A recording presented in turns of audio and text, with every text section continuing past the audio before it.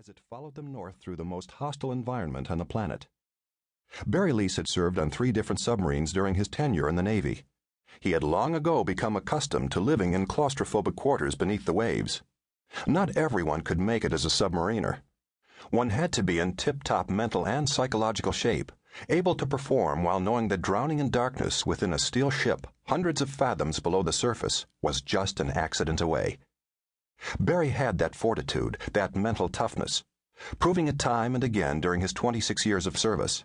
That's why he was so surprised at how easily his psyche was unraveling within the Marianas Trench. Confidence that had been nurtured through thousands of hours of submarine duty had suddenly dissipated the moment the Proteus cleared its abyssal docking bay aboard the Benthos. Truth be known, it wasn't the depths that unnerved him.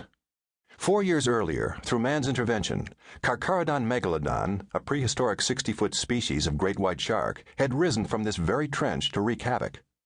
Although the albino nightmare had eventually been destroyed and its surviving offspring captured, at least a dozen people had died within its 7-foot jaws.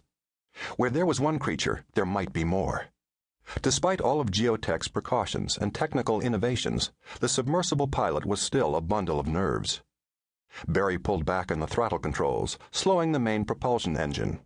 He had no desire to get too far ahead of their abyssal escort. "What is it now, Captain?"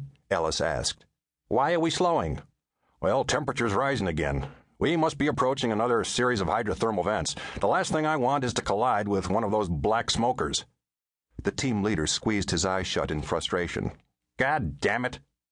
Barry pressed his face against the porthole, eluding Ellis's tirade. The submersible's lights illuminated a petrified forest of sulfur and mineral deposits, the towering stacks rising 30 feet or more from the bottom. Dark billowing clouds of superheated mineral-rich water gushed from the mouths of the bizarre chimneys. Ari watched Ellis Richards move menacingly toward the pilot's navigational console.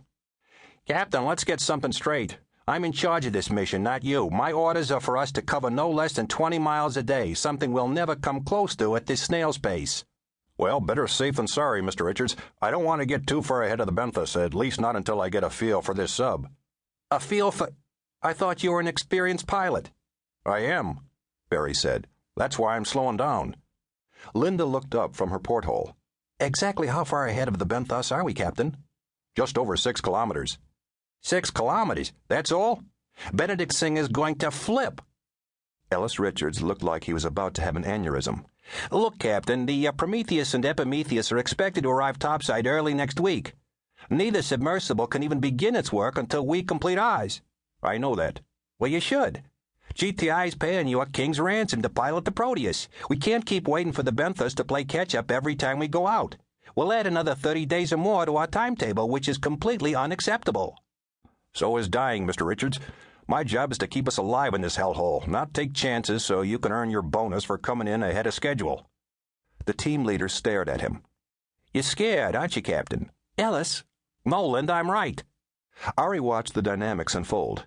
In the few weeks he had been in the abyss, the Mossad agent had observed Ellis Richards to be an obstinate man who preferred the use of bully tactics rather than concede he might be wrong. Though mankind knew more about distant galaxies than about the Marianas Trench, Richards proclaimed himself an expert on the abyss, somehow knowing everything from its hidden geology to its mysterious life forms. To Ari Levy, Ellis Richards's pompous attitude made him a dangerous man.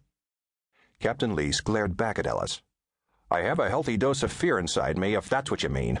It's obvious that neither one of you fully appreciates the dangers of working in 35,000 feet of water. Try to understand. If something should go wrong, if we should accidentally hit something, or if something hits us, there are no watertight doors to seal and no standard operating procedures to follow. In the event of a hull breach, you won't even have time to bend over and kiss your ass goodbye." "Sounds to me like you've lost your nerve," Ellis said. "What did you say?" "What do you think, Kabash? Has our captain lost his nerve?"